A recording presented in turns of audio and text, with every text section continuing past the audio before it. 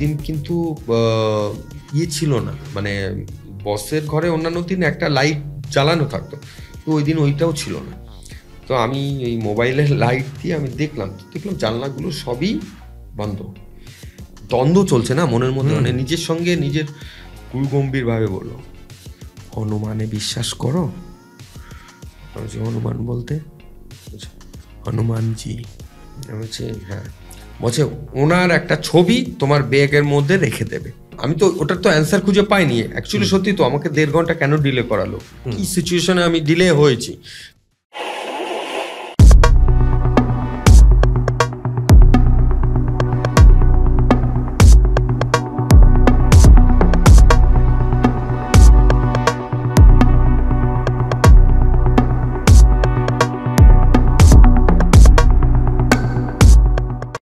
নমস্কার, happy sunrise পডকাস্টে আবার একটি নতুন পর্বে আপনাদেরকে স্বাগত। আর আজকে আমাদের সঙ্গে রয়েছেন বিশিষ্ট চিকিৎসক, homeopathy physician, philosopher and psychologist doctor Atanujyoti Biswas. নমস্কার। সেই সঙ্গে আরও একটা পরিচয়, তিনি খুব ভালো সঙ্গীত শিল্পী এবং অভিনেতা। এক কথায় বলা যেতে পারে যে অনেক গুণের অধিকারী। আচ্ছা, আজকে আলোচনা করব আমরা যে বিষয় নিয়ে, তোমার এই যে কর্মজীবন, তুমি করেই বলছি, তোমার যে কর্মজীবন, দীর্ঘ বছর তুমি চিকিৎসা পরিষেবার সঙ্গে তুমি জড়িত রয়েছো। তোমার একটা নার্সিং হোম আছে এবং মাধব নার্সিং হোম বেশ জনপ্রিয়, মাধব মেডিকেল কমপ্লেক্স, কিন্তু বিশেষত মাধব নার্সিং হোম বলেই চেনে, সবাই চেনে মাধব নার্সিং হোম হিসেবে। এবার তুমি এই যে চিকিৎসার সাথে সাথে গান বাজনা করছো, নাটক করছো, নিয়মিত এটা করছো প্রফেশনালি, এতে কোনো সুবিধা অসুবিধা হচ্ছে তোমার? সুবিধা অসুবিধা বলতে দেখুন, ব্যাপারটা হচ্ছে চিকিৎসা শাস্ত্র তো আছেই, এবং তার সঙ্গে যদি গান বাজনা বা অভিনয় জগৎটা বলা হয়, এটা প্রাণের একটা খিদে বলতে পারেন। আর আমি একটা প্রিন্সিপালে বিশ্বাস করি, সেটা হচ্ছে যদি একটা মানুষ তার সেই খিদের সেই খাদ্যটা যদি না পায়, তাহলে তার খিদে কিন্তু প্রকৃত অর্থে মিটবে না। একদম, খিদেটা কিন্তু খিদেই থেকে যাবে, খিদে হিসাবে থেকেই যাবে তার। সেই রকম একটা জায়গা থেকে খুব ছোটবেলা থেকে আমি এই জিনিসগুলোকে বেশি পছন্দ করতাম। তো যাই হোক, প্রফেশনালি কত দূর এগোতে পেরেছি জানি না, তবে এটা আমার ভালো লাগে ব্যক্তিগত চাহিদা থেকে। ঠিক আছে, তো আমি যদি নিজে হ্যাপি থাকতে পারি এই বাহ্যিক জিনিসগুলো নিয়ে, ইভেন তার সঙ্গে আমি আমার এই চিকিৎসার যে সিস্টেমটা আছে, চিকিৎসা ব্যবস্থা যেগুলো আছে, এই টোটাল এন্টার মেডিকেল সিস্টেমটাকেও আমি খুব মানে এনজয় করি এবং খুব ভালোবেসে কাজ করার চেষ্টা করি। তো ভালোবাসা না থাকলে কোনো কাজ হবে না, এবং আমি যদি নিজে হ্যাপি না থাকি তাহলে যে কোনো কাজই হোক, বা কারণ আমাদের এই লাইনের যে কাজগুলো যেটাই হোক, অভিনয় হোক বা গান বাজনা হোক, এবং ডাক্তারি প্রফেশন, মেডিকেল সায়েন্স এবং টোটাল ম্যানেজমেন্ট, মেডিকেল ম্যানেজমেন্ট, যেটাই হোক না কেন, কোনোটাই না 100% আপনি দিতে পারবেন না যদি আপনি নিজে স্যাটিসফাইড না হন। একদম, self satisfaction is the best satisfaction আমি মনে করি। একদম। পৌলমী, সত্যি করে বলো তো, অনেক রাতে তোমার স্বামী ঘুমিয়ে পড়লে তোমার অবচেতন মন, কিংবা গভীর রাতে তোমার ঘুমহীন চোখ কখনো আমায় খোঁজেনি? গভীর ঘুমে স্বপ্ন দেখার মুহূর্তে তোমার 2 হাত কখনো আমার শরীরের উষ্ণতা দাবি করেনি? স্বামীর সঙ্গে মান, অভিমান কিংবা ভালোবাসার উষ্ণ সময় তোমার হৃদয়ে কি আমার উপস্থিতি ছিল না?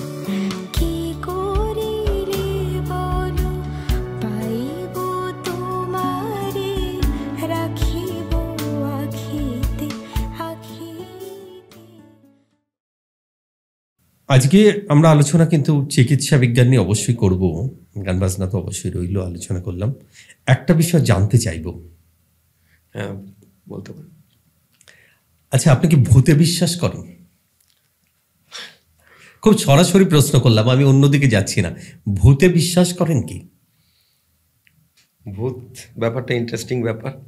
আর মেডিকেল সায়েন্সের লোক আমরা, আবার অভিনয় জগৎ মানে সেটাও কিছুটা বলতে পারেন যে আবেগ প্রবণিত একটা জায়গা। একদম। তো বিশ্বাস করি যদি বলি, তাহলেও কিছুটা হলেও কন্ট্রোভার্সি ক্রিয়েট হবে। একদম। এবং যদি বলি যে বিশ্বাস করি না, তাহলেও সেটা অন্যায় করা হবে। কারণ কিছু ইনসিডেন্ট লাইফে কখনো ওঠা বসা বা কাজকর্মর কোনো কিছুর মধ্যে আজও জীবনে কিন্তু জিজ্ঞাসা চিহ্ন রেখে গেছে। তার কোশ্চেন কিন্তু আমি এখনো পর্যন্ত, মানে কোশ্চেনের অ্যান্সার কিন্তু এখনো পর্যন্ত আমি কিন্তু খুঁজে পাইনি। মানে বেসিক্যালি আমি চেষ্টা করেছি, বাট পাইনি। সেগুলো মানে ভেতরেই রয়ে গেছে। এই যে আসলে প্রশ্নটা কেন করলাম, আমরা একটি বাড়িতে একজন লোক মারা যায়, আমরা ঠিক করি যে ওই বাড়ির পাশ থেকে যাওয়া যাবে না, ভয় করে, গাটা ভার ভার হয়ে যাচ্ছে। হ্যাঁ, এই হচ্ছে, এই অমুক গাছে তাকে দেখেছিলাম মনে হয়। তো আপনি তো দীর্ঘদিন, মানে তুমি দীর্ঘদিন তোমার নিজস্ব নার্সিংহোম আছে, এছাড়াও তুমি দীর্ঘ বছর একটি খুব কলকাতার নামী নার্সিংহোমের সঙ্গে ছিলে, যেখানে প্রত্যেক দিনই হয়তো, প্রত্যেক দিন না হলেও মাঝে মধ্যেই মানুষ হয়তো দেহ রেখেছেন বা মারা গেছেন। এটা তো হয়ই, বিভিন্ন সময়ে হয়েছেই। যে কোনো চিকিৎসা প্রতিষ্ঠানগুলোতে মানুষের জন্ম মৃত্যু নিয়েই তো খেলা, প্রফেশনের একটা অঙ্গ। এবং হ্যাঁ, কখনো তোমার এই যে এই নার্সিংহোমে ধরো কাজ করছো, নাইট ডিউটি করছো, সারা নার্সিংহোমে প্রচুর মানুষ রয়েছে বা অনেক কর্মী রয়েছেন, তাদের মধ্যে হয়তো বেশিরভাগরাই ডিউটি করতে করতে ঘুমিয়ে পড়েছেন, কারণ এটা তো স্বাভাবিক। কিন্তু হয়তো তুমি দায়িত্বে রয়েছে, তুমি একটা বড় দায়িত্ব নিয়ে বসে আছো, তোমার কি মনে হয়নি যে এই সময়টা আমার একাকিত্ব লাগছে বা ভয় করছে বা এরকম কিছু? না, মনে হয়নি এরকম নয়, মনে তো হতেই হবে। কারণ হচ্ছে গিয়ে ব্যাপারটা কি, মানে একটা কোনো জায়গাতে যদি আপনি কাজ করুন, মানে আপনি যদি সেই জায়গাটাতে কাজ করেন, যে কোনো ডক্টরের অ্যাসিস্ট্যান্ট হিসাবে কাজ করতে হয়, যে মেন ডক্টর ভিজিটিং ফিজিশিয়ান যিনি থাকেন, তো তার অ্যাসিস্ট্যান্ট হিসাবে আমরা কাজ করতাম, জুনিয়র ডক্টর হিসাবেই কাজ করতাম। তো সেই ক্ষেত্রে আমাদের চাপটা কিন্তু বেশি থাকতো, যে রাত জাগা বা কন্টিনিউয়াসলি একটা ডিউটি, যে 24 আওয়ার্স কি 48 আওয়ার্স কি 72 আওয়ার্স ডিউটি বা এই ধরনের প্রফেশনে থাকেই। আপনারা জানেন সবাই, মানে এখন মানে সবাই জানে যে মেডিকেল প্রফেশনের দায়িত্বশীলতা এবং দায়িত্ব নিয়ে কাজ করার উপর মানে ডিপেন্ড করছে যে একটি পেশেন্ট বা তার রোগ বা তার আনুষাঙ্গিক এবং আমাদের সারাউন্ডিং যারা, মানে যারা অ্যাটেন্ডার থাকে, নার্সরা থাকে বা ওখানকার ম্যানেজমেন্টের লোকজন থাকে, তারা খুব বেশি আমাদের উপর ডিপেন্ডেড থাকে যে স্যার কি হবে, এখন কি হবে। এবং রোগীর আত্মীয় স্বজন পরিজন যারা থাকে, তারাও কিন্তু অনেকটা নিশ্চিন্তে বাড়িতে করে। কিন্তু আমাদের ওই সময়টা আমাদের সত্যি খুব টেনশন নিয়ে কাজ করতে হয়। এবং বলে না যে শারীরিক দুর্বলতা থেকে একটা মানসিক দুর্বলতা আসে মানুষের জীবনে।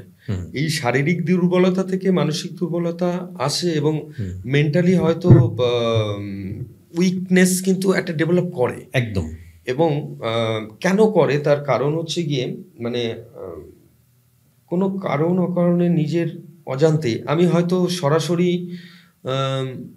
ভয় বলতে মানে ভূতটা যে আমি অবিশ্বাস করি এরকম নয়, বা একটা দেখুন আমার সহজ একটা কথা যেটা, সেটা হচ্ছে কি আমরা তো একটা ধর্মীয় চ্যানেলের মধ্যে দিয়ে যাই, বা প্রত্যেকেই জন্মগত দিক থেকে একটা ধর্মীয় জায়গাতে মানে বিলং করছি এবং সেই তার সিস্টেমের মধ্যে দিয়ে যাচ্ছি। তো আমরা হিন্দু শাস্ত্রে সাধারণত বলে থাকি যে দেবতা, হ্যাঁ, তো আমি বিশ্বাস করি যে দেবতা যদি থাকে, এবং আপনি গীতা ভগবত যেখানেই যদি ডিটেলস বা ভিতরে যদি আরো বেশি ডিপলি দেখুন, সেখানেও কিন্তু মেনশন করা আছে, মানে দেবতারা যে রয়েছে, দেবতাদের সঙ্গে অপদেবতা, অপদেবতা, ঠিক আছে, অতৃপ্ত আত্মা, অতৃপ্ত আত্মা বা অশরীরী হ্যাঁ, আত্মা। অশরীরী আত্মা। তো দেবতা যদি থাকে তাহলে অপদেবতা শাস্ত্রীয় মতে বা ধর্মীয় মানে মতামতে, বিশ্বাসে এটা কিন্তু থাকাটা অস্বাভাবিক, এবং কারণ আলো না হলে আলোর পেছনে অন্ধকার আছে, অন্ধকার থাকলে তো সেই ক্ষেত্রে আপনাকে বিশ্বাস করতেই হবে, ঠিক আছে। সেটা আপনি কতটা সাহসিকতা, কতটা আপনার মানে মানে আপনি এটাকে কিভাবে নিচ্ছেন, সাইকোলজিক্যালি কতটা আপনি ওর উপর উইক, তার উপর ডিপেন্ড করছে। যে সব সময় যে আপনাকে ভূতে ধরে নিল বা ইয়ে করলো এইরকম কিন্তু সম্ভব নয়, কারণ কিছুটা আমাদের সাইকোলজিক্যাল এফেক্টও হয়, একদম, ঠিক আছে। কোনো একটা মানে কি বলবো, একটা থিঙ্কিং থেকে, মানে কোনো একটা স্টোরি, এগুলো কিন্তু মানুষের দ্বারাই কিন্তু প্রচার হয়, ক্রিয়েট হয়, এবং সেইটা সম্পর্কে যখন ডিপলি চিন্তা ভাবনা মানুষ করে, আরো বেশি মানে ব্যাপারটা কি, আমরা যদি মানে একটু যদি আমি আমার মানে বাধা ধরা প্রফেশন থেকে যদি একটু বেরো হই, তো সেই ক্ষেত্রে আমি মানে আমার বলছি যে সাইকোলজিক্যাল এফেক্ট বা অভিনয় জগৎ বা গান বাজনার জগৎ, এইগুলো এই জায়গাটাতে যখন যাব, তখন আরো বেশি ইলাবোরেটলি কিন্তু আমাদেরকে আরো মানে চিন্তা ভাবনা করতে হয়, পারিপার্শ্বিক পরিবেশ এগুলো নিয়ে, মানুষের মেন্টালিটি, সাইকোলজিগুলোকে নিয়ে বেশি কাজ করতে হয়। একটা স্টেজে যখন আমরা প্রোগ্রাম করছি বা কখনো একটা সং পরিবেশন করছি, তো আমাদেরকে বুঝতে হবে যে এই স্টেজের এখানকার যে দর্শক আছে, এই স্টেজে এই সিচুয়েশনে কোন গানটা পাবলিক নেবে বা খাবে, যেটা আমরা বলি আর কি, যেটা আমাদের চলিত ভাষা আর কি। তো সেই রকম একটা জায়গার কোনো একটা ইনসিডেন্ট ঘটেছে, সেই ইনসিডেন্টটাকে কিন্তু বারবারন্ত করে তোলে কিন্তু তার পারিপার্শ্বিক যে মানুষরা আছে, মানে এই ধরনের গল্পগুলো মানসিক ভীরু মানুষগুলো, এবং তারা নিজেরা বিশ্বাস করে অন্যকে বিশ্বাস করায় বেসিক্যালি। তো এইবার এই জিনিসগুলোই কিন্তু পরবর্তীতে যে আপনি মানে পুরাতন যে কাহিনীগুলো আছে, গল্পগুলো, ঠাকুমার ঝুলি, এটা ওটা আমরা ছোটবেলা পড়তাম, সবই কিন্তু ঠাকুমা, পিসিমা, জেঠিমা বা তাদের হওয়া বা শোনা, তারাও কারো না কারো কাছ থেকে শুনে এসছেন, ওই রিলেটেড ব্যাপারটাকে বেশ ইন্টারেস্টিং করে।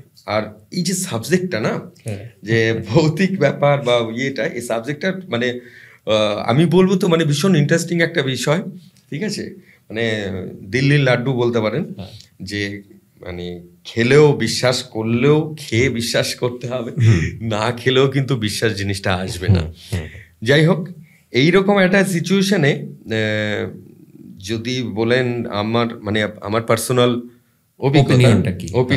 ওপিনিয়ন হচ্ছে গিয়ে বিশ্বাস করতে হবে, কিন্তু এতটা বিশ্বাস করা যাবে না যেটাতে আপনি ফিজিক্যালি হার্মফুল হন বা সাইকোলজিক্যালি ডিপ্রেস হয়ে যান, বা এইটার জন্য আপনার কিছু স্বাভাবিক জীবনযাপন বন্ধ হয়ে যায়।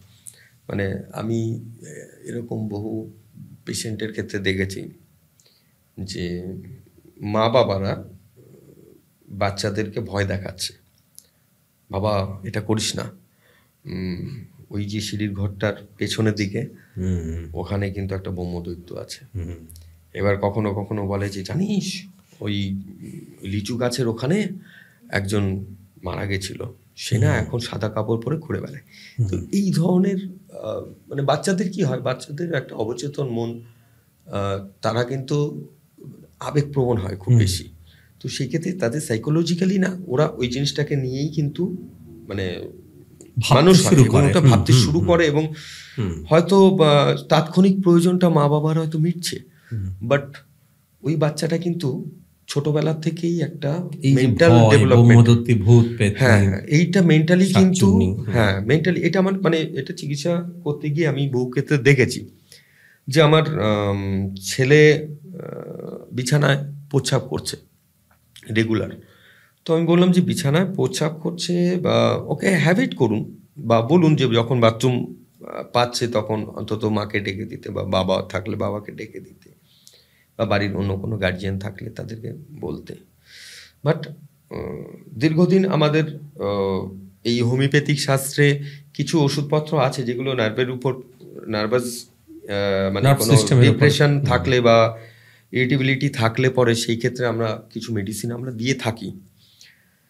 তো দেখা যায় যে কিছু ওষুধ প্রয়োগ করার পরেও আমার কোথাও যেন একটু প্রবলেম মনে হলো, মানে প্রবলেম বলতে এইরকম যে বাচ্চাটা কোনো একটা কিছু লোক আছে, সংকোচ বোধ করছে বা কিছু। পরে যখন ওর কাছ থেকে টোটাল ডিটেলস হিস্ট্রিটা বা ওর কাছ থেকে একদম পুরো মানে কথা বের করার জন্য বা পেশেন্টের সাইকোলজি বোঝার জন্য, বাচ্চা মানুষ ওকে কতটা আপনি ইয়ে করতে পারবেন। তো যাই হোক, সেই রকম একটা সিচুয়েশনে কিন্তু অনেক সময় দেখা যায় যে বাচ্চারা তখন বলছে যে আমি জিজ্ঞাসা করলাম, বাবা তুমি হিসু করছো কেন? তুমি যখন মানে বেডে যখন তুমি যাচ্ছ রাত্রে শুতে, তো তখন তুমি হিসু করেছো? বলছে হ্যাঁ আঙ্কেল, হিসু করে শুই। তো তারপরে রাত্রেবেলা যখন হিসু পায় তুমি কি বুঝতে পারো? তো বলে যে হ্যাঁ, আমার হিসু চাপে খুব মানে কষ্ট হয়, খুব ইয়ে হয়। তা বলছে তুমি জাগার পরেও যখন, বলছে আমি যখন ধরে রাখতে পারি না তখন আমি বিছানায় হিসুটা করে দিই। তো আমি বলছি কেন বাবা? বলছে আমার না খুব ভয় করে। তো আলটিমেট রোগটা কিন্তু এখান থেকে তৈরি হচ্ছে, ভয় করে। ভয়টা কি জিনিস? ভয়টা কেন তোমার ভয় কেন করে বাবা? তুমি কেন, মা থাকবে তোমাকে ডাকবে, আমাকে ডাকবে। আরে মাই তো বলেছে যে ওই বারান্দার পাশে যে লিচু গাছটা আছে ওখানে নাকি কে একটা মারা গেছিল। তো দেখুন, আমরা মানে অভিভাবকরাই এর জন্য দায়ী, বা এইরকম একটা সিচুয়েশন তৈরি করার জন্য মাইন্ড সেটআপটাকে তৈরি টোটাল করে মাইন্ড সেটআপটা, এবং ও এটা নিয়েই চিন্তা করছে। ও কিন্তু এটা নিয়ে মানে টেনশনে থাকে সব সময় যে ওখানে মানে দিনের বেলাটা যেমন তেমন, কিন্তু রাতের বেলা হলে ও আর মানে টোটালি হয়েছে। এবং এটা কিন্তু মানে বাচ্চাদের আগামী দিন বা কোন ব্রেন ডেভেলপমেন্ট বা কিছু ক্ষেত্রে, সেক্ষেত্রে কিন্তু অবশ্যই বলবো আমি অভিভাবক যারা আছে যে এই ধরনের ভয় দেখানো, আপনি নিজে যদি কখনো কোনো কারণে যদি ভয় থাকেন, অন্তত অ্যাটলিস্ট অন্যকে সেটা মানে না শেয়ার করার জন্যই বলবো। যদিও ব্যাপারটা আজকে যে অনুষ্ঠানটা এইরকমই কিছু একটা শেয়ারিং ব্যাপার চলে আসছে, তো আমি আজকে একটা কিছু শেয়ার হয়তো করব, যেহেতু সাবজেক্ট এখানে একটা আমরা বেশ ইন্টারেস্টিং সাবজেক্ট নিয়ে তার কিছু তো ঘটে। হ্যাঁ, তো সেই ইন্টারেস্টিং সাবজেক্ট বলেই আমি এটা আজকে বলবো। না হলেই যে আমাদের ব্রহ্মদত্তি, ব্রাহ্মণ কেউ অপঘাতে মৃত্যু হলে সে হবে ব্রহ্মদত্তি, মানে এখানে ব্রাহ্মণ্যবাদ। তারপরে হচ্ছে কোনো পুরুষ যদি মারা যায় তাহলে সে হবে প্রেত, তার প্রেতাত্মা ভূত হয়ে যাবে। কোনো নারী মারা গেলে, অবিবাহিত হলে সে হবে প্রেতনি। হ্যাঁ, প্রেতিনী সংস্কৃত শব্দ প্রেতিনী থেকে পেতনি। হ্যাঁ, আবার যদি কোনো বউ মারা যায়, সুন্দরী অল্প বয়সী বউ মারা যায়, তাহলে সে হবে শাকচুন্নি। হ্যাঁ, এইগুলো এরপরে অনেকগুলো আছে, মানে এখানে অনেক রকম মানে মানে ব্যাপার আছে, ভাগ আছে। এটাও একটা বড় সাবজেক্ট। যেমন সনাতন ধর্মে আত্মা নিয়ে অনেক কথা আছে। আসলে ভূত প্রেতনি কারা? অতৃপ্ত আত্মা, যারা অপঘাতে মৃত্যু হচ্ছে, জীবিত অবস্থায় যাদের অনেক কিছু, যারা তৃপ্ত অবস্থায় মৃত্যু হয়নি, তারাই অতৃপ্ত আত্মা বা শরীর আত্মা। সে তো অবশ্যই। আর বেসিক্যালি আমাদের ধর্মগ্রন্থে বা আমাদের শ্রীমদ্ ভাগবত গীতায় বলা হচ্ছে যে দেহের মৃত্যু হয়, দেহের বয়স হয়, কিন্তু আত্মার মৃত্যু হয় না। আত্মা মানে অবিনশ্বর। সেটা আপনি মানে ব্যাখ্যা করে তার এগেনস্টে কোনো কিছু কিন্তু দাঁড় করাতে পারবেন না। কারণ মেডিকেল সায়েন্স যত উন্নতি হোক না কেন, কোথাও না কোথাও গিয়ে না কালো একটা জগৎ, ধূসর একটা জগৎকে কিন্তু আমাদের মেনে নিতে হচ্ছে। মানে ইভেন আমাদের ক্ষেত্রে এরকমও হয়েছে, বহু অপারেশন করার পরে মানে যিনি বিখ্যাত চিকিৎসক দেবী শেট্টি, তিনি হার্টের সার্জারি করেন, মানে উনিও কিন্তু 100% নিজে বলতে পারেন না যে আমার এই জিনিসটা 100% ভালো হবে একদম। তো কোথাও না কোথাও গিয়ে ঈশ্বরের প্রতি আমাদেরকে আস্থা রাখতেই হবে। সে তো ঈশ্বর প্রধান। তিনি রকেট উড়াচ্ছেন, তখন প্রণাম করছেন তিরুপতি বাপ্পাকে, তিনি প্রণাম করে তিরুপতি প্রণাম করছেন, একদিকে পুজো করছেন, অথচ তার তৈরি রকেট সে উঠছে। তাহলে এবার ব্যাপার হচ্ছে কি, সবারই কিন্তু আমরা এই ধর্মপ্রাণা, ধর্মযুক্ত তো ধর্মকে যারা অস্বীকার করে তাদের মানে খুব বেশি তারা এগোতে পারে বলে আমার মনে হয় না। মেডিকেল সায়েন্সের লোক হয়েও আমি বলছি আপনাকে ধর্মকে মেনে চলতেই হবে। ইভেন শুধু তাই নয়, এই কনসেপ্ট থেকেই আমি একটা জিনিস বলতে চাই, যদি দেবতা থাকে, যদি ধর্ম থাকে, তাহলে ভৌতিক ঘটনা অপদেবতা থাকবেই। তো ভৌতিক ঘটনার যা ঘটে তার কিছু না কিছু বটে।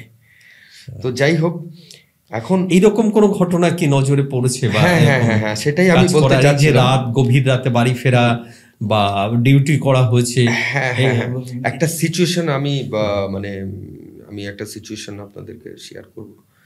সেটা হচ্ছে সেটা 2017 সাল। 2017 সালে, মানে আজ থেকে প্রায় 7-8 বছর আগে আর হ্যাঁ 7-8 বছর আগে 2017 সালে আমি প্রথম মানে কলকাতার একটি ইন্স্যুরেন্স কোম্পানি মেডিকেয়ার, ওখানে আমি একটি জব পাই কনসালটেন্ট মেডিকেল অফিসার হিসেবে। তো ওখানে আমার মানে কাজটা অনেকটা দূর ডিস্টেন্স ছিল, যেহেতু আমার বনগাঁ থেকে ওখানে যেতে হতো, মানে অনেকটা ডিস্টেন্স ছিল, মানে প্রায় 3 ঘন্টা সময় লাগতোই। মানে বনগাঁ থেকে আমাকে স্টেশনে পৌঁছাতে, একদম স্টেশন থেকে ট্রেনে আমাকে দমদম অবধি পৌঁছাতে হতো, ওখান থেকে আমার মেট্রো ধরে আমাকে রবীন্দ্র সদনে নামতে হতো। এবং বিশপ লেন, মানে সত্যজিৎ রায়ের যে বিল্ডিং বা বাড়ি ছিল, ইনস্টিটিউট যেটা ছিল, তার অপোজিট সাইডে হচ্ছে আমাদের অফিসটা ছিল। তো যাই হোক, সেই অনেক মানে কি বলবো, ওই বিশপ লেন, লেপ্রোসি, এরকম, মানে এটা হচ্ছে পুরনো ইংরেজদের আমলে তৈরি করা সেই সময়কার বড় বড় বিল্ডিং। আচ্ছা, মানে আমরা ইউজুয়ালি এখন একটি বিল্ডিং করতে গেলে আমরা কত হাইটে, আমরা মানে ফ্ল্যাট গুলোর ক্ষেত্রে হলে পরে আমরা 9 ফুট 10 ফুট 9.5 ফুট হাইটে আমরা করি, কিন্তু যদি সেটা আমাদের নিজস্ব বাড়ি হয় সেই ক্ষেত্রে দেখা যায় যে 10-11 ফুট পর্যন্ত আমরা করি। তো এইরকম মানে ওই বিল্ডিংটা, লেপ্রোসির ওই বিল্ডিংটা, আমাদের যে অফিস ছিল সেই বিল্ডিংটা মিনিমাম হয়তো 18 foot height, 18 foot height.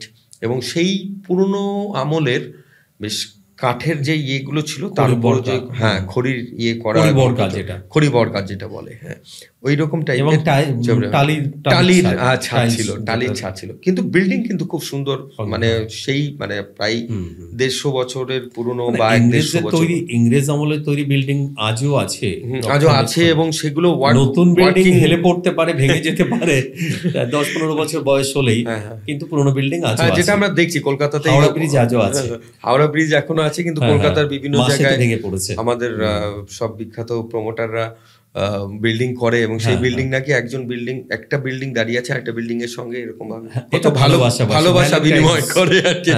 Just একটা জোক হিসাবে বলে কদিন আগেই দেখলাম আর কি টিভি নিউজ চ্যানেলে।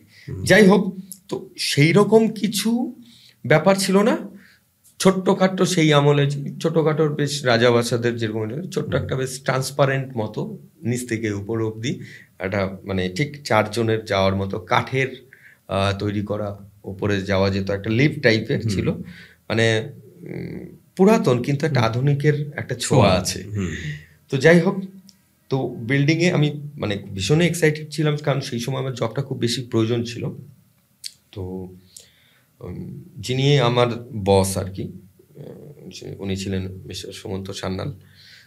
তো উনি আমাকে খুব ভালোবাসতেন, এবং আমি ফার্স্ট ডেতেই আমাকে বলেছিল, ইন্টারভিউ নেওয়ার সময় আমাকে বলেছিল যে আমার তোমাকে খুব পছন্দ হয়েছে, আমার তোমাকে খুব ভালো লেগেছে, তো তুমি কন্টিনিউ করতে পারবে তো, এতটা ডিস্টেন্স, এতটা দূরে, বা এতটা সময় তোমার আসতে গেলে ইয়ে কোথাও কিন্তু বেশ কষ্টের ব্যাপার, মানে তোমার জন্য জার্নিটাই কষ্ট, জবটা হয়তো স্যাটিসফ্যাক্টরি অনেকটা, বাট যাওয়া আসাটাই একটা বড় ফ্যাক্ট।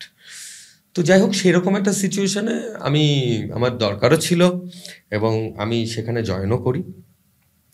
মাসখানিক আমি একটু সকালের দিকে উঠেই আমাকে যেতে হতো, তো সেটা খুব একটু কষ্টকর ব্যাপার হয়ে যাচ্ছিল। তো সেটা বস খেয়াল করেছে। তো সান্যাল স্যার একদিন আমাকে ওনার প্রাইভেট চেম্বারে ডেকে নিয়ে আমাকে বললো যে তুমি তো সকালবেলা উঠে আসো, আর খুব কষ্ট হয়ে যাচ্ছে নাকি? আমি বলছি যে হ্যাঁ, জবটা ভালো, এসির মধ্যে বসে কাজ করছি, ল্যাপটপের কাজ, বেশ ভ্যারাইটিস কেসগুলো দেখা। এবং তখন এটার একটা মানে আলাদা একটা উন্মাদনা ছিল যে না, আমাকে করতে হবে, ভালোভাবে করতে হবে, এবং আমাকে এখান থেকে একটা বড় কিছু জায়গায় যেতে হবে, বা প্রথম কোনো একটা কর্পোরেট লেভেলে আমি কাজ করছি এবং মেডিকেল গ্রাউন্ডের উপর বেস করেই কাজ করছি। তো এটা এক্সাইটমেন্ট থাকেই।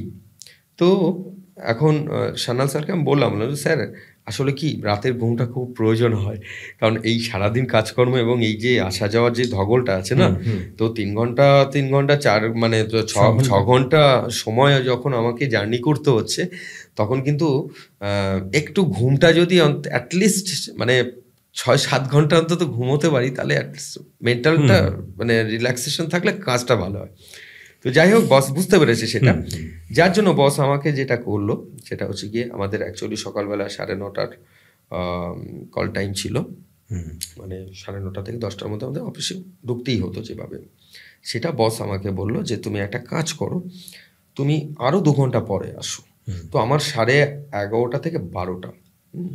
আর যেহেতু আমি মানে আগে যেতাম ওখানে, আগে ঢুকতাম, সেহেতু আমাকে কিন্তু মানে আমার ছুটির টাইমটা কিন্তু অন্যদের মতো ছিল না, যারা কিনা 6টার সময় বা 6:30টার মধ্যে চলে যেতে পারতো, বা 5টা থেকে 6:30টার মধ্যে চলে যেতে পারতো। বাট আমার ক্ষেত্রে সেটা হতো না। আমার ক্ষেত্রে যেটা হতো, আমার ক্ষেত্রে কিন্তু সেটা আরও ওদের থেকে 1-1.5 ঘন্টা আরও পিছিয়ে যেত। তো যাই হোক, তবুও ভালো যে না, একটু সকালের ঘুম, মানে সকালে উঠেই যেন সেই তাড়াহুড়ো করাটা বা সেই ব্যাপারটা ছিল না, একটু সময় পেতাম। তো বেশ কিছুদিন কাজ করছি ওখানে। কাজ করতে করতে সিচুয়েশন এরকম থাকে না, তো সবাই চলে যেত। আমাকে ওই বিল্ডিংটা, ওই ফ্লোরটা যেটা ছিল একদম টোটাল আমাদের ওই মেডিকেয়ার ইয়ে ছিল, অফিস টফিসে সবাই সবার মতো বেশ তাড়াহুড়ো করে চলে যেত। আমার একটু খারাপ লাগতো যে সবাই চলে আসে, কাশ আমিও হয়তো একটু আগে আগে আজকে যদি বাড়ি যেতে পারতাম, বা একটু মানে টোটাল অফিসটাই না সুনসান হয়ে যেত। বাট কিছু ছিল আমার মানে গোত্রীয় যারা যারা অনেক দূর থেকে যারা অফিস অ্যাটেন্ড করতো, সেরকম কিছু ভদ্রলোক ছিল, 1-2 জন ছিল, তারা বয়স অনেক পুরনো, অনেক দিন কাজ করছে। ইভেন আমাদের ওখানে একজন ম্যাডাম ছিল, যিনি আমাদেরকে মানে সমস্ত গাইড টাইড করে দিতেন, এবং কোনো সমস্যা হলে আমরা ম্যাডামকেই, চন্দনী ম্যাডাম ছিল, হ্যাঁ, ম্যাডামকেই বলতাম যে ম্যাডাম এই প্রবলেম, কারণ সবসময় বসকে বলা সম্ভব হতো না। তো যাই হোক, চন্দনী ম্যাডাম মানে বলবো না, খুবই ভালো কোঅপারেটেড ছিল। উনিও কিন্তু কনস্ট্যান্ট সারা মানে মানে এমপ্লয়িরা আজকে সারাদিনে কি কাজ করলো বা ই করলো সেটাকে না মনিটরিং করতো। হ্যাঁ, সবাই চলে যাওয়ার পরেও মনিটরিং করতো। তো সেই ক্ষেত্রে দেখা যেত যে ম্যাডাম হয়তো দেখা গেল আমার মানে আমি মানে আমার যখন মানে এন্ডিং টাইমের থেকে হয়তো আধা ঘন্টা আগে বলতো যে অতনু ঠিক আছে, ওকে, গুড নাইট, তুমি এসো, আমি বেরিয়ে যেতাম। তো আধা ঘন্টা আর আছে, আধা ঘন্টার পরে তুমি চলে এসো। হ্যাঁ ম্যাডাম, ওকে, নো ইস্যু। তো যাই হোক, এইরকম একটা সিচুয়েশন বেশ কিছুদিন চলছিল। তো পরিবেশ পরিস্থিতি অবস্থা স্থানকাল পাত্র আমি মানে একটু একটু তো ভয় তো ভিতরে লাগতোই। ভয়টা বলতে আমি ভাবতাম যে এরকম সিচুয়েশন না আসে, মানে ওটা একটা ক্রিয়েট হয়ে গেছিলো ভেতরে যে এতটাই শুনশান, এতটাই না, মানে বেশ জোর করলেও মানে সাহস মানে সঞ্চয় করলেও না কোথাও কোথাও একটু দুর্বলতা ব্যাপারটা আসে। তো আমি এই জিনিসটাকে ভয় মানে পেয়েছিলাম, মানে আমি নিজে আগের থেকে চিন্তা ভাবনা করে নিয়েছিলাম যে কোনো এরকম দিন যদি হয় যে বা সবাই চলে গেছে, আবার আমাকে একাই বসে কাজ করতে হচ্ছে, এরকম সিচুয়েশন না হয় আর কি।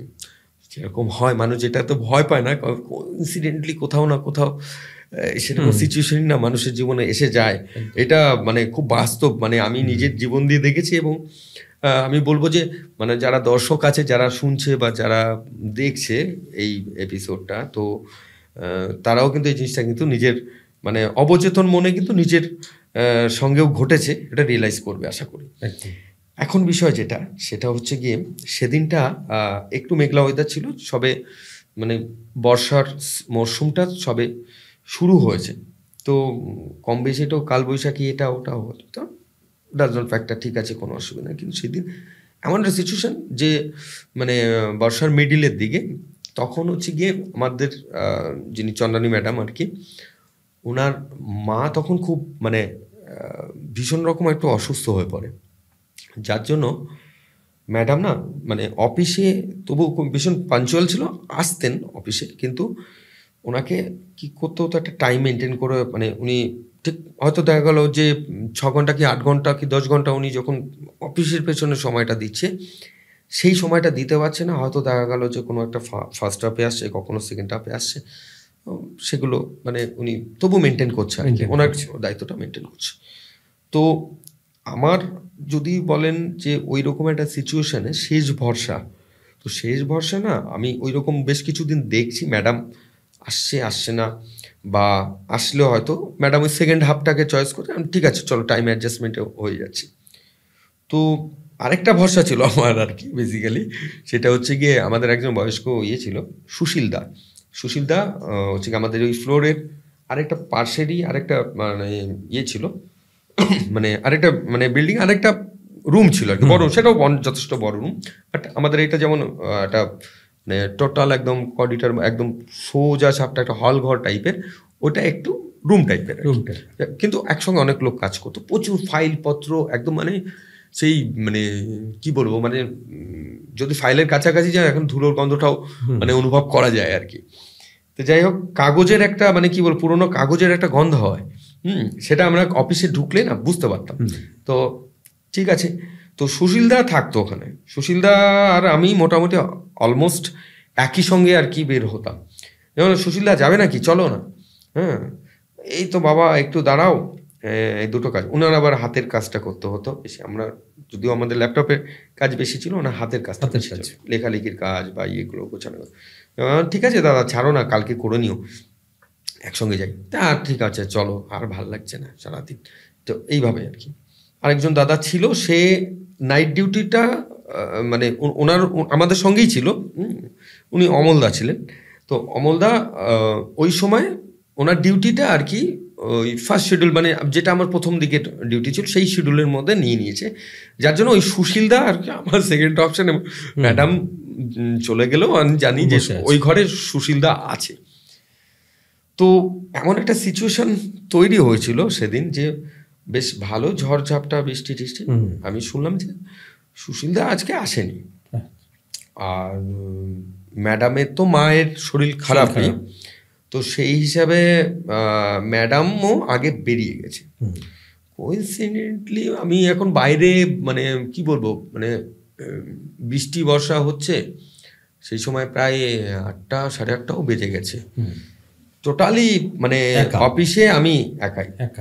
একজন ভদ্রলোক থাকতো মানে তত্ত্বাবধানের জন্য একজন ভদ্রলোক থাকতো আমাদের নিচেই, ওই মানে ইন আউটের একটা ফিঙ্গার প্রিন্ট দিয়ে তারপর আমাদের ইন আউটের একটা ব্যাপার ছিল, সিস্টেম ছিল আর অফিসে। তো যারা হচ্ছে রাতের বেলা নাইট ডিউটি বা এই ধরনের এই ডিউটিগুলো করতো তারা ওই নিচের দিকটাই থাকতো। তো আমাদের ওই 3rd ফ্লোরে টোটালটা ওই দিন আমি পুরো একাই পড়ে গেছি, মানে এতটাই মানে কি বলবো সেই সিচুয়েশনটাই এরকম, মানে যেহেতু আমি আগের থেকে এই জিনিসটাকে পরিকল্পনা করে নিয়েছিলাম না যে আমার কোনোদিন এইরকম না আসে যে কেউ থাকলো না আমাকেই থাকতে হবে। তো যাই হোক, অফিস মানে আমার চাকরির বয়স তখন সবে 2 মাস মতো হয়েছে, এক্সাইটমেন্ট থাকলেও কোথাও না কোনো জায়গায় তো মানুষের একটা ইয়েও থাকে, দুর্বলতাও তো থাকে। তো যাই হোক, এখন বিষয় হচ্ছে ওইটাই আমার দুর্বলতা আছে। তা কোইন্সিডেন্টলি ওই দিনই ওই ঘটনাটা মানে আমি তার মানে ফেস করি আর কি। যাই হোক, তো আমি ঘড়ির টাইম দেখছি কতক্ষণে মানে বের হব বা কতক্ষণে যাব, কি করব, আর মানে যদি আমি বেরও হই সেই সময় যেইভাবে বৃষ্টি পড়ছে না তাতে মানে কিছু করার নেই, মানে আমাকে ভিজতে হবে, আর নয় নিচে গিয়ে দাঁড়িয়ে থাকতে হবে। ওয়ারাস নিচে গিয়ে দাঁড়িয়ে থাকবো, অথচ আজকে একটা টার্গেটের কাজ আছে, বেশ কিছু কেস টেসগুলো দেখার বিষয় ছিল, সেগুলো যদি আমি কমপ্লিট করে রাখতে পারি তো ঠিক আছে। কখন যেন মানে একটা ভয়ের মধ্যে দিয়েও একটা সাহস কাজ করতে হতো, কাজের দিকে কনসেন্ট্রেশন করতে করতে আমি টোটালি মানে ল্যাপটপের মধ্যেই ঢুকে যাই, মানে এবং আমি মন দিয়ে কাজ করছি।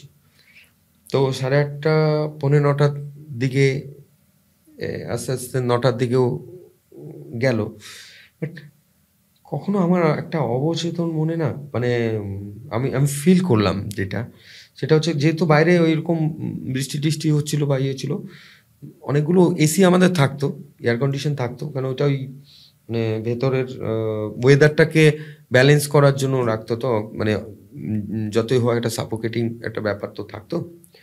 তো যদিও বড়, তবুও হালকা একটা এসির চালানো আছে। তো ম্যাডাম আমাকে প্রত্যেক দিনই বলে দিয়ে যায় যে অতনু যাওয়ার সময় না একটু ওদেরকে বলো, না হয় তুমি একটুখানি অফ করে দিয়ে যাও। হ্যাঁ, আমি বলছি হ্যাঁ ম্যাডাম, কোনো অসুবিধা নেই, আধা ঘন্টায় তো ব্যাপার, ঠিক আছে হয়ে যেত। কিন্তু ওই দিনটা না আমি একদম মানে একদম ডিভোটেড হয়ে আমি কোথাও একটা হারিয়ে গেছি, মানে অ্যাবসেন্ট মাইন্ডেড। আমি ল্যাপটপে কাজ করছি এবং বেশ কোথাও যেন দু একটা কেস আমার একটু বেশ ইন্টারেস্টিং লেগেছে, আমি সেই কেসগুলো নিয়ে একটুখানি করছি। আমি বেশ কয়েকবার ফিল করলাম যে মানে একটা ঠান্ডা হাওয়া বা একটু হাওয়া টাইপের, সেটা মানে কি বলবো, মানে কানের পাশ থেকে চলে যাচ্ছে এবং ঠান্ডা জিনিসটা আমি অনুভব করছি, ঠান্ডা জিনিসটা আমি অনুভব করছি। এবার অবচেতন মনে কি হয় যে এসির হয়তো কোনো কারণে এসিতে হয়তো রোল করছে বা হাওয়াটা ওই জন্য এরকম হচ্ছে, ওটা তো একটা হলো। তারপরে তার সঙ্গে সঙ্গে আমি খেয়াল করছি অনেকক্ষণ ধরেই আমাদের না ওই মানে ফ্লোরের ওখানে বাথরুমটা ছিল একদম ওই সাইডটা, মানে ওই পাশের ঘরে যেখানে দাদা আর কি থাকতো। তো সুশীলদা যেখানে থাকতো ওই ওই ওই ওনাদের রুম ক্রস করে ওইখানটাই আর কি বাথরুম ছিল। তো বাথরুমের দরজায় না একটু আওয়াজ হতো ওই খুললে পরে ক্যাঁ ইয়ে আছে তো, পুরোনো দিনের সব কিছু, তো আওয়াজ হতো।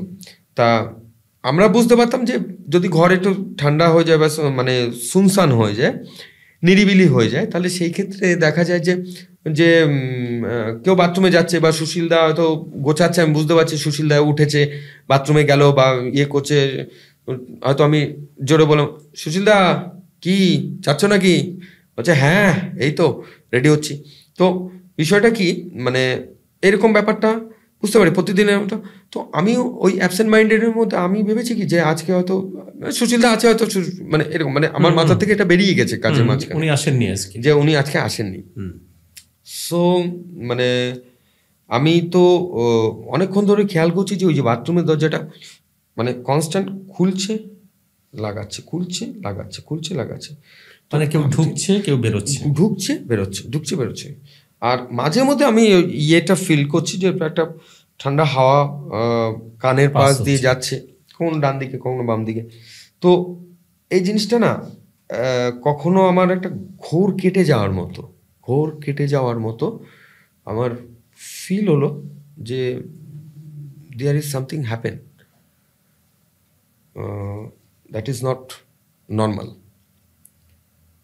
কিছু তো একটা ব্যাপার আছে, কিছু তো একটা মানে যেটাকে আমি ওভারলুক করে চলে যাচ্ছি, বা কোনো কিছু একটা জিনিস আছে যেটা আমার অবচেতনে আমাকে ইশারা করছে বা আমাকে সিগন্যাল দিচ্ছে যে মানে কারো একটা অস্তিত্ব আছে, ঠিক আছে। সো আমি না তখন একটু গাটা বেশ কাটা দিয়ে উঠলো। হ্যাঁ, মানে আমি তখন না আমি আর ল্যাপটপটা শাট ডাউন করিনি, মানে ছক করে নামিয়ে দিলাম।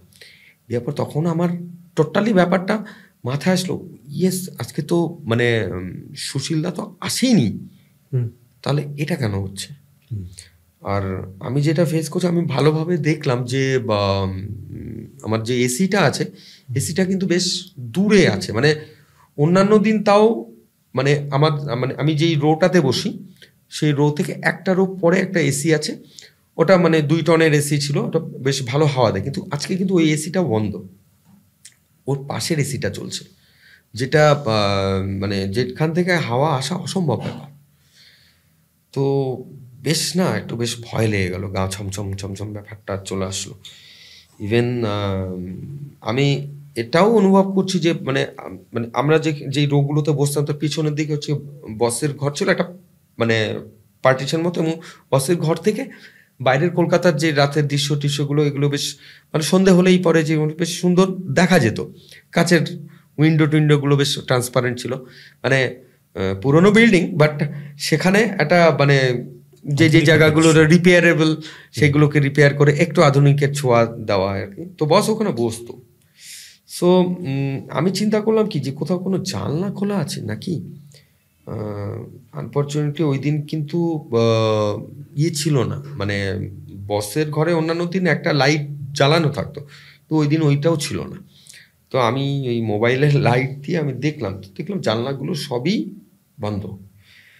তো আমি বললাম তাহলে এরকম হওয়া তো উচিত না। আর এমন একটা সিচুয়েশন যে আমি যে যাব 1 পা 2 পা করে যাব, সেই মানে কেন যেন মনে হচ্ছে আমার সেই শক্তিটাও নেই, মানে একদম একটা নার্ভ ফেলিওর, একটা ভয় থেকে একটা নার্ভ ফেলিওর হচ্ছিল নাকি বেসিক্যালি কিছু একটা ব্যাপার ওখানে ছিল। তো সেটা আমার জন্য খুব মানে একটা মানে কষ্টকর ব্যাপার। না আমি গলা দিয়ে না মানে জোরে যে ডাকবো বা সেরকম কিছুও কিন্তু করতে পারছি না, মানে কোথাও যেন মানে আমি এটা মানে আমার ফিল হচ্ছে যে আমার মানে আমি বোবা। হ্যাঁ মানে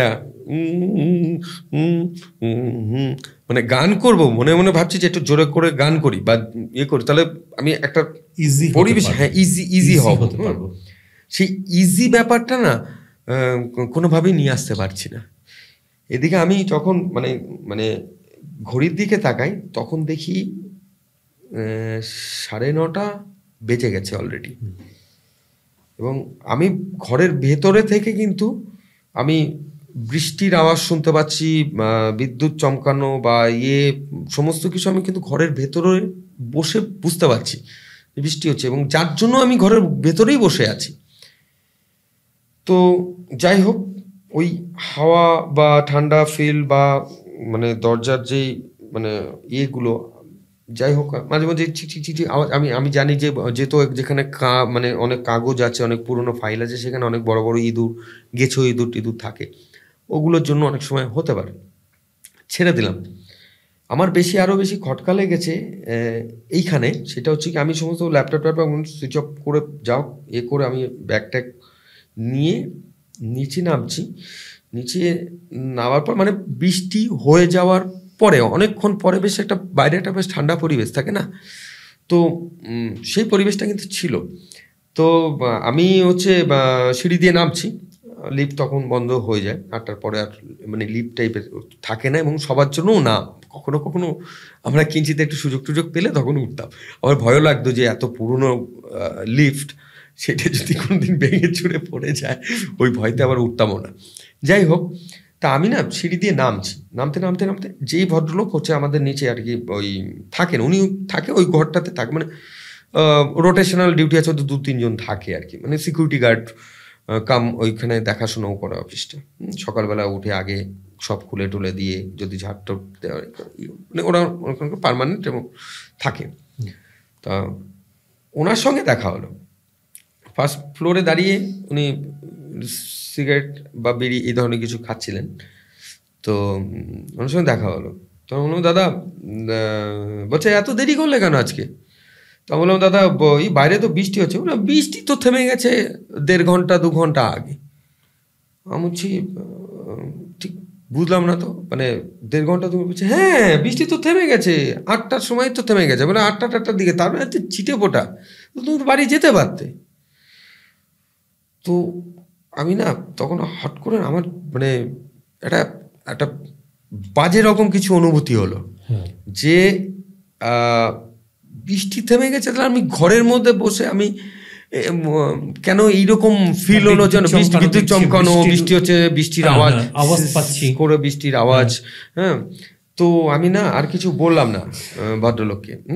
আমি তখন কারণ আমি নিজেই ডিস্টার্ব হচ্ছি, দাদা ট্রেন চলছে ঠিক মতো? বলছে হ্যাঁ, বলছে বৃষ্টি বোঝো না, আর মানে সাময়িক বৃষ্টি মানে মেঘ শুরু হয় আবার চলে যায়, মানে এইরকম টাইপের। আমি বলছি তুমি শিওর যে কোনো বৃষ্টি বলছে তুমি বলে তুমি যাও গেলেই তো বুঝতে পারবে, মানে জল টলও আমরা অন্যান্য এর থেকে মানে বেশি বৃষ্টি আমাদের এখানে হয়, এবং বৃষ্টি হলে তখন দেখবা সামনে জল টলও জমে যায়। কথা ঠিক যে আমরা ওই কলকাতায় আমাদের জল অফিসের, জমে। হ্যাঁ কলকাতায় জল জমে, বা অফিসের সামনে সব লেনে আমরা ওই যখন বিল্ডিংটা থেকে মানে যখন টিফিন বা দুপুরবেলা খাবার দাবার খেতে যাই, তখন দেখা যায় যে ওখানে কিন্তু জল টল জমে আছে, যদি খুব বৃষ্টি বেশি হয় আর কি, বা খাবার দাবার। সত্যি কথা বলতেই আমি ওখানে আমি যখন পা রাখি আমার কিন্তু কোথাও ফিল হয়নি যে একটা শুকনো ব্যাপার থাকে, সে ব্যাপারটাই ছিল যে অনেকক্ষণ আগে বৃষ্টি হয়ে গেছে, বৃষ্টিটা হয়তো তার যে জলটা আছে সেটাও শুকিয়ে গেছে, আমার সব কিছু স্বাভাবিকই মনে হচ্ছে। এবং গাছের পাতা টাতার দিকে তাকালাম, বা দেয়ালের গায়ে ছাদলা থাকে, সেই ছাদলাগুলো আমি ফিল করলাম যে মানে একবার মানে বেরোতে বেরোতে একবার গেটে আর কি এইভাবে একটু নখ দিয়ে করে দেখলাম যে খুব বেশি ভেজা বা কিছু আছে কিনা, মানে একটা দ্বন্দ্ব চলছে না মনের মধ্যে, মানে নিজের সঙ্গে নিজের একটা অবচেতন মনে একটা দ্বন্দ্ব চলছে। তো যাই হোক আমি না তারপরে যাই হোক আমার তো অনেক রাতই হয়েছিল সেদিন ফিরতে, তা আমি ম্যাডামকে বলেছিলাম ম্যাডাম এরকম ব্যাপার, বৃষ্টি হচ্ছিল তো আমার তো পরের দিন আমি হয়তো যেতে পারবো না, মানে আগের থেকেই বলে রেখেছিলাম না, আমি বাড়িতে ট্রেনের মধ্যে থেকে ম্যাডামকে বলছিলাম যে আমি একটু বেশি, ম্যাডাম যাই হোক ওনার মানে ওনার মাকে নিয়ে এতটাই বেশি ব্যস্ত ছিল, আমি বিরক্তও করিনি, তো ম্যাডামকে জাস্ট জানিয়ে রেখেছি, একটা রিমাইন্ডার দিয়ে রেখেছি, ম্যাডাম জাস্ট ওইটাই আর কি সার্ভে করে কালকে কিন্তু অতনু আসছে না, ও একটু লেট নাইটে গেছে বা কোনো কারণে। যাই হোক তো আমি বাড়িতে গিয়ে পরের দিন না শুয়েছি, ঘুমিয়েছি, সব কিছু করেছি, আমার ঘুম ভেঙেছে মানে মানে ইউজুয়ালি ওরকম হয় না, পরের দিন প্রায় ঘুম ভাঙলো আমার 9:30টার সময়। এবং সবচেয়ে বড় কথা হচ্ছে গিয়ে আমি মানে ঘুম আমার ভাঙতেই চাইছে না, আর ঘুম ভাঙতে চাইছে না তার কারণ হচ্ছে কি আমি মানে তখন ফিল করলাম মানে প্রচণ্ড জল তেষ্টা পেয়েছে, এবং বেশ গাটা বেশ কাঁপছে, কিন্তু তখনও কিন্তু ওইভাবে বৃষ্টি বা বর্ষার সিজন কিন্তু আসেনি, এরকম হচ্ছে কেন। যাই হোক তো মাকে ডাকলাম, মা আসলো সকালে, মা বলছে কি রে তোর শরীর কি খারাপ, আমি তুই ঘুমোচ্ছিস বলে আমি আর ইয়ে করিনি, কালকে তো অনেক রাতে অফিস থেকে ফিরেছিস। তো সেই রকম একটা সিচুয়েশন, আমার না জ্বর এসে গেছিলো, মানে সত্যি আমি ভয় পেয়েছিলাম। হ্যাঁ, তো ফিজিক্যালি সেটা তো বোঝা যায়, মেন্টালি উইক ছিলাম, ফিজিক্যালিও সেই জিনিসটা আমাকে অ্যাট্যাক্ট করেছে।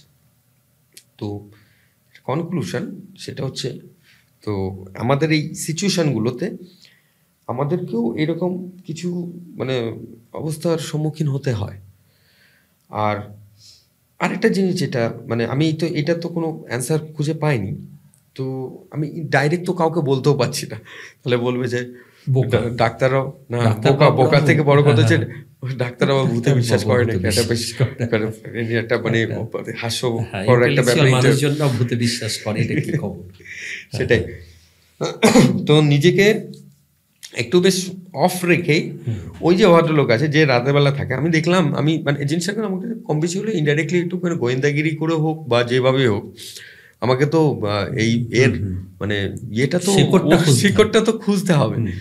তো আমি ওই দাদাকেই যিনি ইয়েতে থাকেন, একটু উড়িয়া টাইপের, ওনার নামটা আমার খুব বেশি মানে খেয়াল থাকতো না, মানে তখনই থাকতো না, এখন তো থাকার কথাই না। যাই হোক মানে উনি উড়িষ্যাতে বাড়ি ছিল, এটুকু আমি জানি আর কি, উড়িয়া ভদ্রলোক।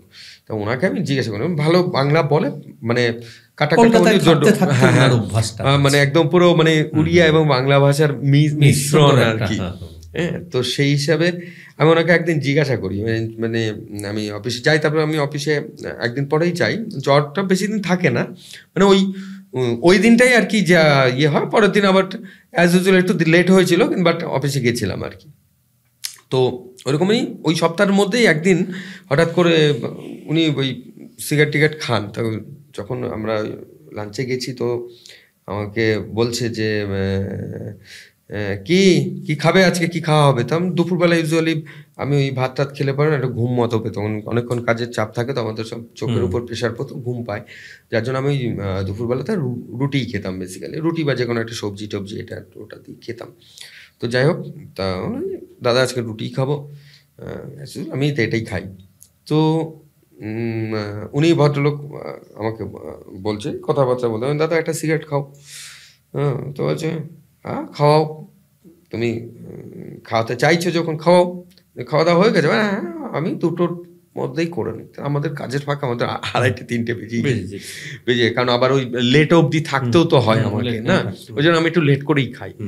যাই হোক, তো ভদ্রলোককে আমি সিগারেট যখন ধরিয়েছি তখন আমি বললাম যে একটা কথা তোমাকে জিজ্ঞাসা করো, তুমি তো এতদিন এখানে থাকো বা তোমার তো বয়স হয়েছে, তুমি কতদিন রয়েছো? তো বলে এই অফিসে আমি 7-8 বছর, তারও বেশি। তো আমি তখন বললাম যে আচ্ছা তোমার একটা কথা সত্যি কথা বলবে দাদা? তো বলছে যে হ্যাঁ বলো।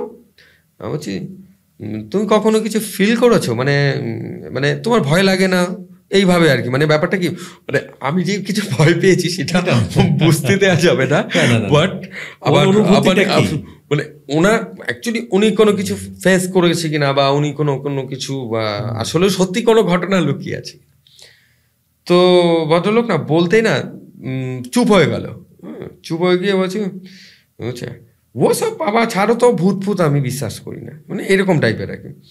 তো বলছি বিশ্বাস করো না ব্যাপারটা আলাদা, কিন্তু মানে তুমি কিছু ফেস করেছো কিনা, মানে দেখো আমার তো তখন আলটিমেট একটু এগিয়ে যেতে হলো, নাহলে তুমি বলছে না।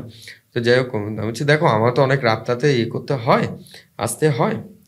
তো আমাকে তখন খুব মানে একটা গুরুগম্ভীরভাবে বললো, হনুমানে বিশ্বাস করো?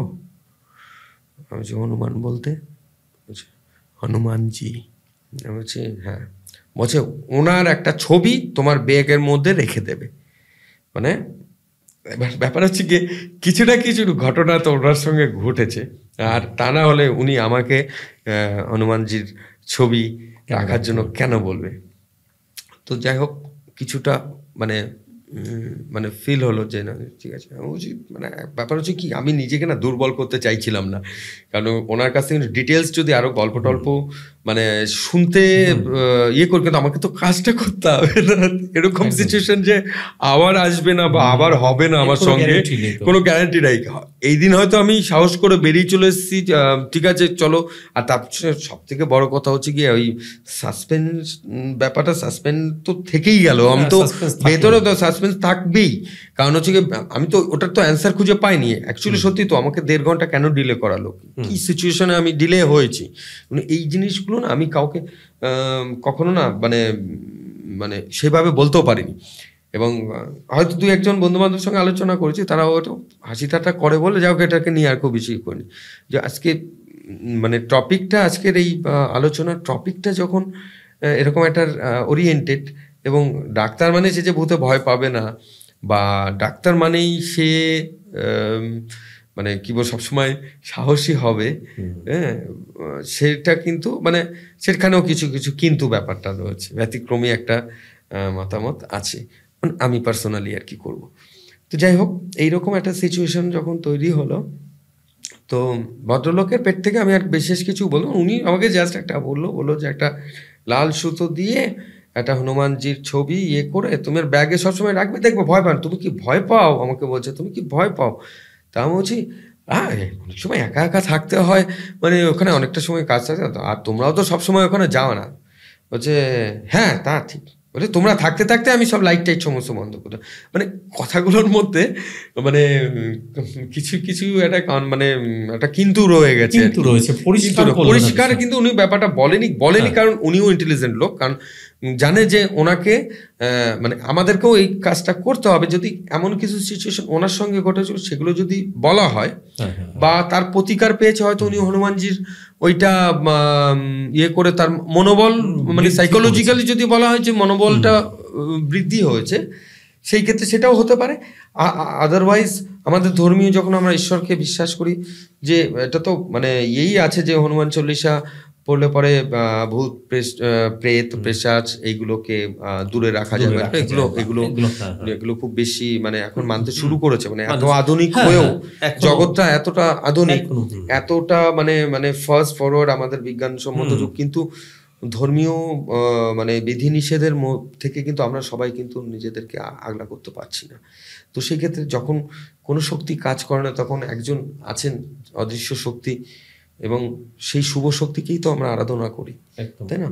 তো সেই রকম একটা জায়গা থেকে তো আমি বললাম যে ওইটুকু অবধি ঠিক আছে। আমার কনক্লুশন, আমার সলিউশন যেটা মানে ব্যাপারটা হচ্ছে, উনি যদি ওই জিনিসটা রেখে, হনুমান কবচ বলি বা ছবি বলি যাও, উনি যদি ওই জিনিসটা রেখে আজও কাজ করে যেতে পারছে, এবং একা আমার থেকেও বেশি মানে কি অসহায় বলতে গেলে উনি, হ্যাঁ, আমাকে তো রাতে থাকতে হচ্ছে না, বেরিয়ে আসতে হচ্ছে, ওনাকে থাকতে হ্যাঁ, কিন্তু ওনাকে কোনো না কোনো সিচুয়েশনে কখনো না কখনো অফিস থেকে ফোন আসতে পারে যে স্যার বলো, এই কালকে ভোরবেলা সকালবেলা উঠবি, উঠে সমস্ত অফিস কিন্তু পরিষ্কার, কালকে অমুক আসবে, বাইরে থেকে লোক আসবে, বা আমাদের মানে বড় অফিসার কেউ আসবে, বা কোনো ভিজিলেন্স আসবে, কোনো হয় না। তো আলটিমেট ওনাকেই তো সেই গভীর রাতে গভীর রাতে সমস্ত কিছু তো ওনাকেই ফেস করতে হয়।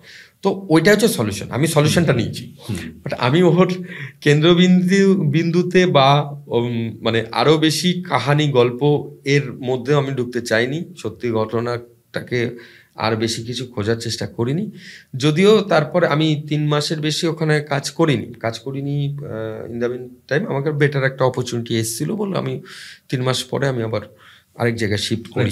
হ্যাঁ, একটা বড় হসপিটালে আমার ওখানে মানে assistant consultant residential medical officer হিসাবে আমার আসে, কাজ শেখা এবং ভালো ডাক্তারদের সঙ্গে থাকার একটা সুযোগ আসে।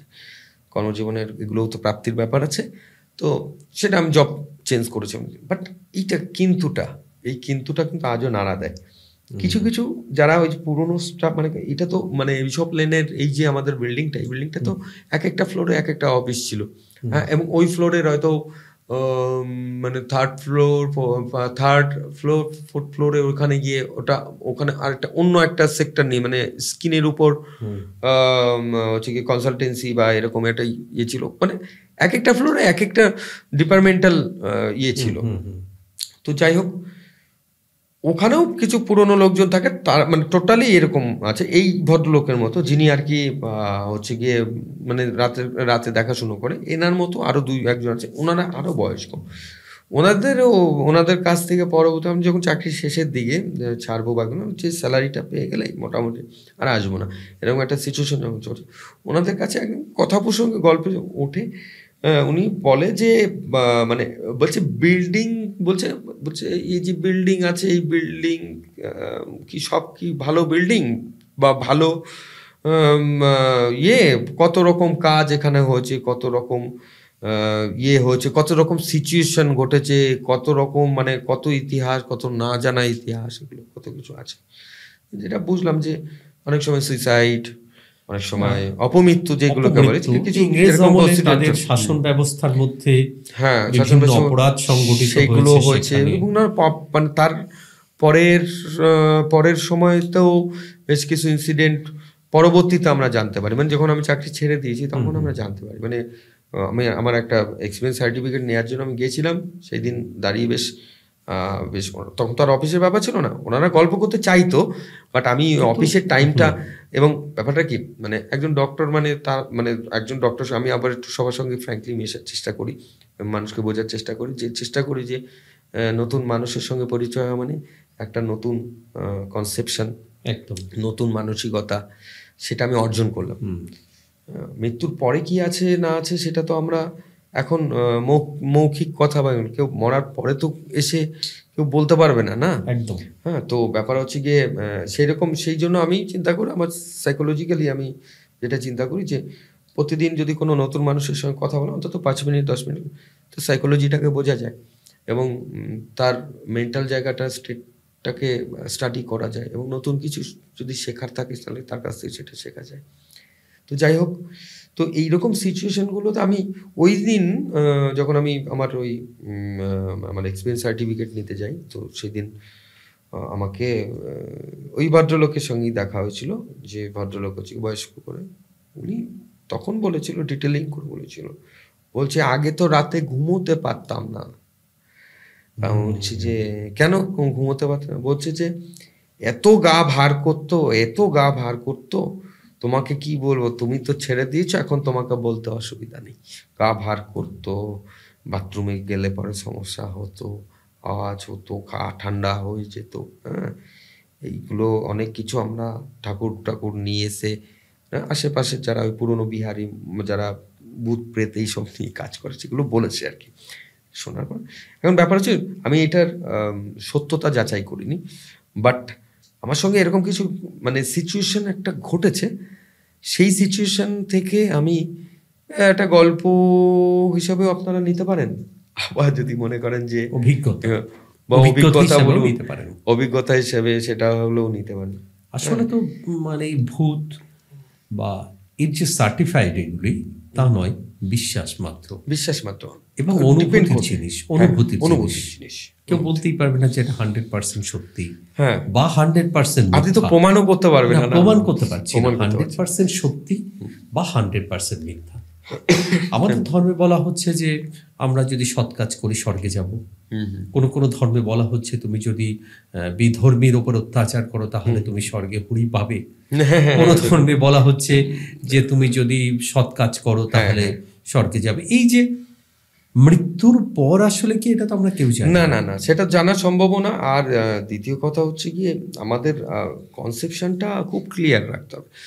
কনসেপশনটা ক্লিয়ার এইভাবেই রাখতে হবে যে আমি মনে করি যেটা বেসিক্যালি সেটা হচ্ছে যদি আমি দেবতাকে বিশ্বাস করি তাহলে আমাকে অপদেবতাকে বিশ্বাস করতে হবে। এটা এটা হচ্ছে আমার বেসিক কনসেপ্ট। এবং আমি এবং ভয় পেয়ে আবার যে পুরোটা ভয় পাওয়ার পরে যে হার্ট ফেল করে যাওয়ার, সেটাতেও আমি আবার কিন্তু তারও বিরুদ্ধে আছি, যেহেতু আমি একটা মেডিকেল পার্সন। ঠিক আছে, খুব ভালো লাগলো আপনাদের আজ তাহলে এই পর্যন্তই। আমরা ডাক্তার অতনুজ্যোতি বিশ্বাস মহাশয়কে আবারও ডাকবো এর পরে। আমাদের মূল বিষয় যেটা, যে ডাক্তারবাবু উনি প্রচুর কাজ করেছেন বিভিন্ন সময়ে বিভিন্ন বিষয়ে। করোনাকালে যেমন ভীষণ ভালো কাজ করেছেন হোমিওপ্যাথ নিয়ে বিভিন্ন সময়। এ বিষয় নিয়ে কিন্তু আমরা আপনাকে আবারও ডাকবো, আবারও বসবো আপনার সাথে এরকমই গল্পের ছলে। এবং অবশ্যই এরপরে যখন আপনি মর্গে কাজ করেছেন, করতেই হয়েছে আপনাদেরকে, এসে অনেক গল্প মনে হয় আপনার কাছে এরকম আছে আর কি।